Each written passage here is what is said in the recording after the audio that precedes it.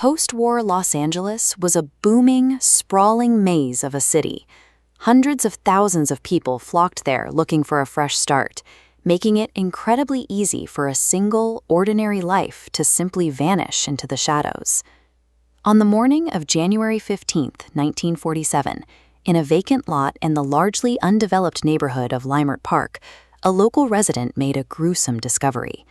A young woman's body had been severed completely in half at the waist.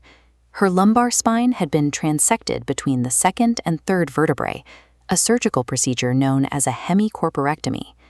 The brutality of the bisection was matched by a chilling level of preparation. The corpse had been thoroughly washed and was completely drained of blood, leaving the skin a pallid white. She was meticulously posed, with her hands above her head and her elbows bent at right angles. Her face had been slashed from the corners of her mouth to her ears, creating an effect known as a Glasgow smile. The precise incisions and the staging of the remains pointed to a killer who had moved beyond simple violence. This was a calculated performance, staged for the public eye. That audience arrived almost immediately in the form of local reporters. Journalists flooded the crime scene alongside police, but newspapers like William Randolph Hearst's Los Angeles Examiner quickly went beyond simply covering the murder. They actively interfered with the investigation, deploying ruthless tactics to secure exclusive control over the narrative. To get their scoop, an Examiner reporter called the victim's mother, Phoebe Short, in Boston. He intentionally deceived her, claiming her daughter had won a beauty contest. The newsroom extracted as much personal information as they could about the young woman's childhood and aspirations before finally breaking the news that she had actually been murdered. Armed with those details, the media machinery went to work. Reporters coined the nickname Black Dahlia, capitalizing on the popularity of a recent film noir. To boost paper sales, they printed sensational stories labeling her an adventuress who prowled Hollywood Boulevard in sheer blouses and tight skirts. Within hours of the discovery in Leimert Park, the actual human victim was erased. In her place, the press constructed a highly profitable, sensationalized fiction. The murderer recognized the ensuing media frenzy and actively engaged with it. On January 24th, 9 days after the discovery of the body, a suspicious manila envelope arrived at the Los Angeles Examiner with a message made of cut and pasted newspaper clippings, reading, "Here is Dahlia's belongings." Inside, the newspaper found Elizabeth's birth certificate, business cards, photographs, and an embossed address book. Police quickly realized the sender had employed a deliberate forensic countermeasure. The entire packet had been carefully wiped down with gasoline, completely destroying any usable fingerprints. That very same day, a handbag and a black suede shoe were reported atop a garbage can in an alley near the crime scene. Detectives retrieved the items, only to find that they too had been wiped completely clean with gasoline.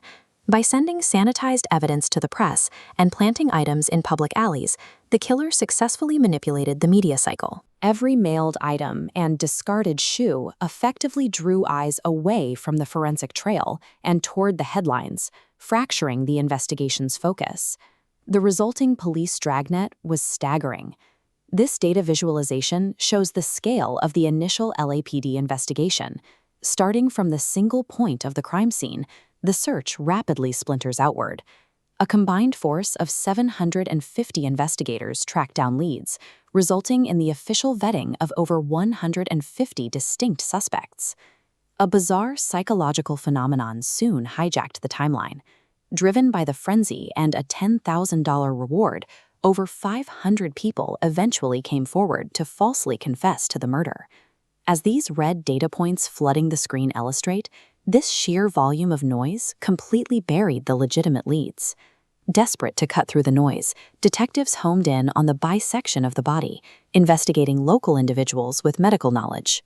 They looked heavily at figures like the surgeon George Hodel, even going so far as to wiretap his home, but they consistently failed to secure definitive proof against him or anyone else on their board.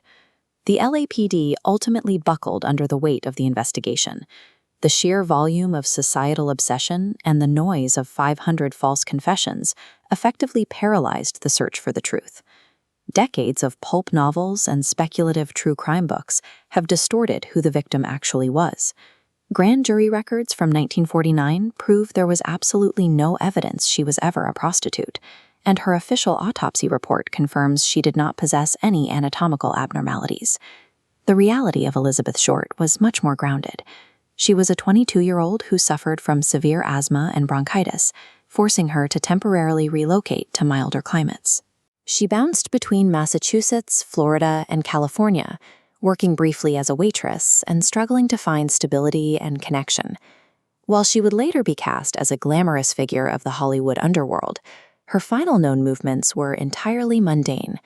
She returned to Los Angeles from a brief trip to San Diego on January 9th and was last seen making a phone call in the lobby of the Biltmore Hotel, waiting to meet her visiting sister. The Black Dahlia myth is insidious. By painting Elizabeth as a provocative character, society shifted the blame to the victim, implying she invited her own demise. It was easier to digest a sensationalized narrative than to confront the chilling vulnerability of an ordinary girl. By the spring of 1949, a county grand jury was convened specifically to address the failures of the LAPD's homicide unit. Despite retracing Elizabeth's movements across the country and interviewing new acquaintances, the hearings yielded no useful information, and the investigative leads were allowed to dry up completely. The person responsible for the meticulous bisection and the taunting letters vanished back into the sprawling, anonymous fabric of post-war Los Angeles. He left no conclusive evidence behind, only a ghost story. Today, the case remains the oldest unsolved murder in the county. It persists as an American obsession, sustained by the public's preference for the dark allure of a cinematic myth over the tragic, mundane reality of Elizabeth Short's death.